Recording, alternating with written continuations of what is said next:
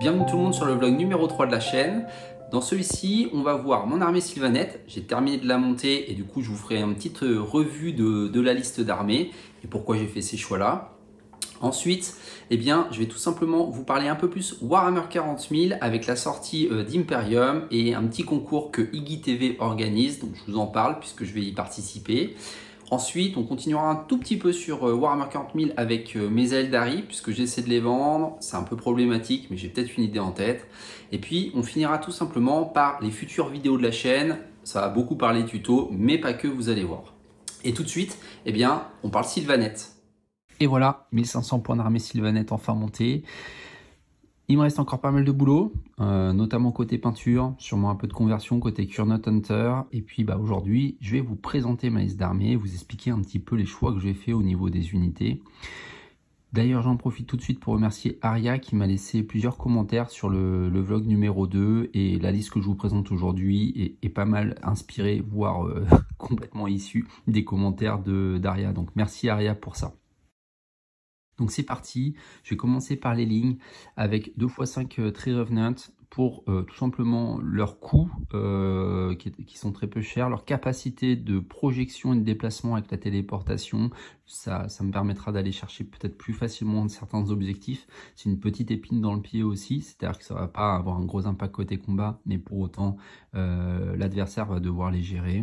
Et puis sans doute aussi permettre de faire quelques tactiques plus facilement. Ensuite, côté héros, je vais avoir d'abord le Warsong en tant que général déjà, et puis pour ses capacités magiques, notamment son sort qui peut dealer pas mal de BM. Il y a de fortes chances que je lui mette le trait qui aussi permette de caster les sorts en passant par les forêts. Ensuite, je vais avoir la Branch Witch. Alors, elle, dans cette liste-là, elle est faite pour renforcer justement mon côté magique, sans doute pour aussi invoquer les forêts. Peut-être utiliser son sort qui deal des BM, puisqu'elle a quasiment le même sort que le Warsong. Mais à terme, je pense que je vais la faire sortir de ma liste pour la remplacer par Didriad. Parce qu'en fait, ma liste a très peu de moyens de protéger ma backlane. Et avec Didriad, ça me permettrait d'avoir un cordon. Ça ne va pas faire des miracles, mais ça sera toujours un peu mieux pour venir protéger notamment mon Warsong. Ensuite, et enfin, pour côté héros, je vais avoir l'Arc Revenant pour venir supporter et renforcer mes Kurnot, tout simplement. Côté Kurnot, justement, donc eux, ça va être des Bounty Hunters, et puis tout simplement, ça va être un petit peu ma force de frappe principale. J'ai préféré en prendre 6 à la faux plutôt que soit 3 à l'épée, 3 à la faux. Donc tout simplement parce que déjà 3 à la faux, ça a peu d'intérêt.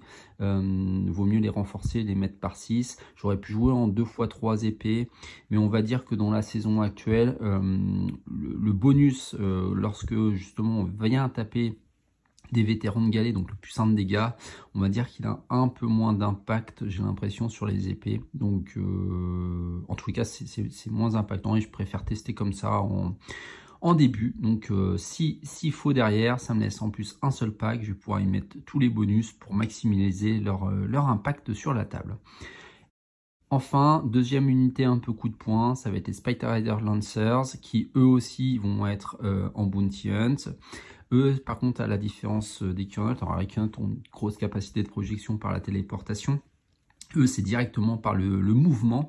Et ce qui est très intéressant aussi, c'est qu'eux vont pouvoir cibler une unité, quasiment l'impact TT1 si je le souhaite, en fonction d'où elle est positionnée, mais ils ont une très très grosse projection, un impact assez élevé aussi, et du coup pouvoir les remettre dans mes lignes très rapidement et avant que l'ennemi ait pu tout simplement réagir. Donc ça les rend très safe dans leur mouvement si je joue bien, si je place bien mes forêts.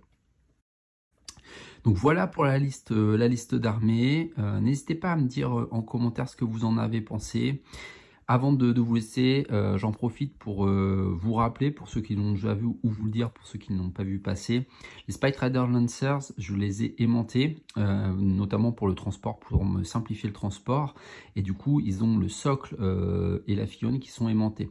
Si c'est quelque chose qui vous intéresse, j'en ai fait un tuto sur la chaîne. Je vous le mets en description et vous devez avoir apparaître le lien. N'hésitez pas à aller regarder.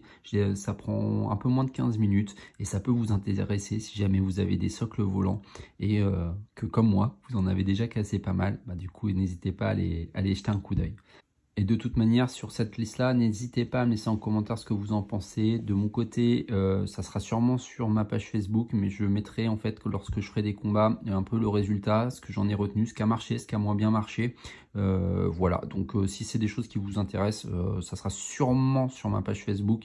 Peut-être que parfois, j'en parlerai durant les vlogs vidéo sur ma chaîne YouTube, mais il faudrait que ce soit assez intéressant pour que je le fasse.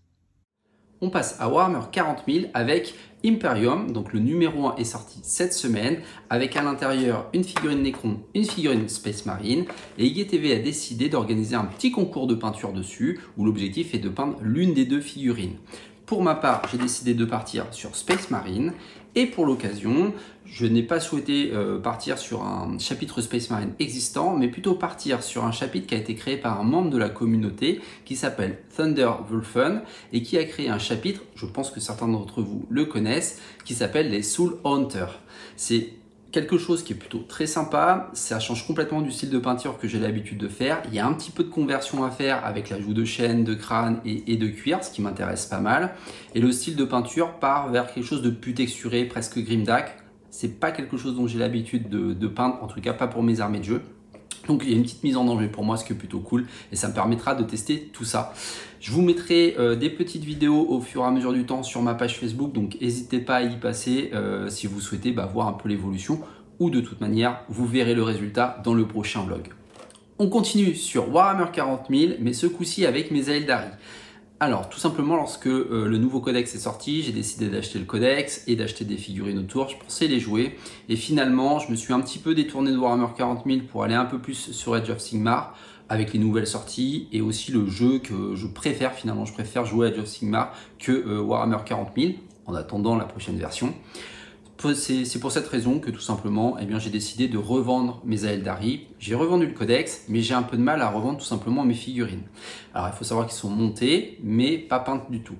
Je vais attendre un petit peu, je vais attendre la fin du mois ou peut-être le milieu de mois prochain. Et si jamais je n'arrive toujours pas à les vendre, je pense tout simplement les peindre en tabletop et puis voir ce que ça donne. Est-ce que justement on les vendra mieux ou pas? Si jamais je lance ça, je vous tiendrai au courant et puis on pourra suivre ce petit projet-là aussi ensemble.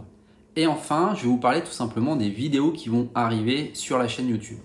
Déjà, les tutos, c'est quelque chose que je vais continuer à faire, étant donné que je vais me lancer dans la peinture alors du Space Marine, mais aussi et surtout des Sylvanettes. En fonction des étapes que je pense que ce serait intéressant pour vous de voir un petit peu les techniques. J'aime pas trop dire tuto puisque je vous partage surtout des techniques et il ne faut pas hésiter à rebondir dessus parce que peut-être que vous en avez des meilleurs et tant mieux, n'hésitez pas à me le dire, je pourrais les tester. Et tout simplement aussi, si jamais vous voyez des choses qui passent sur la chaîne ou sur ma page Facebook et que vous aimeriez avoir en tuto, n'hésitez pas à me le demander. Ça, c'est la première partie des tutos qui vont arriver. La seconde partie, c'est des tutos un peu plus particuliers. Étant donné que mon fils se met à Age of Sigmar avec les Séraphons, j'ai décidé en fait tout simplement de faire une série de tutos pour aider à peindre les premières figurines. Donc, c'est des techniques très orientées débutants. On ne va pas pousser très loin le résultat, mais ça permettra d'aller assez rapidement et surtout facilement pour obtenir une armée complètement peinte. Donc ça, c'est la deuxième série que je vais commencer à mettre en place, je pense, à partir d'octobre. Ça ne sera pas le mois prochain. Ensuite, il y a un petit test que je vais faire, c'est tout simplement des rapports de bataille, mais sur un format très court. Des rapports de bataille sur YouTube, il y en a plein avec une qualité sûrement bien meilleure que ce que je pourrais apporter.